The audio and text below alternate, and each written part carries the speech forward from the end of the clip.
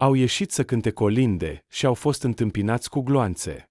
În seara de 18 decembrie 1989, la Timișoara, un grup de tineri și studenți s-au adunat pe treptele Catedralei Mitropolitane. Era frig, era tensiune în oraș, dar ei au ales să cânte colinde. Țineau în mâini steaguri din care fusese decupată stema comunistă, un semn al dorinței de libertate. Forțele regimului au deschis focul direct asupra lor. Studenții și tinerii care cântau au fost împușcați.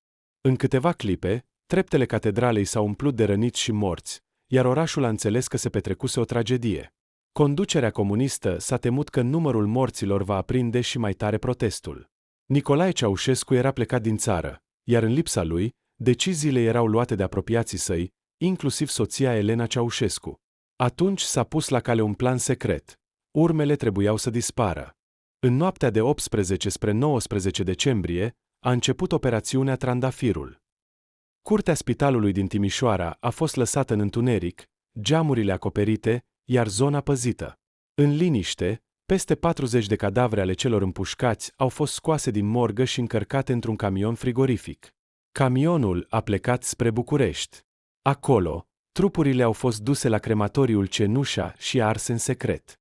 Oamenii de acolo au fost obligați să nu vorbească despre ce au văzut.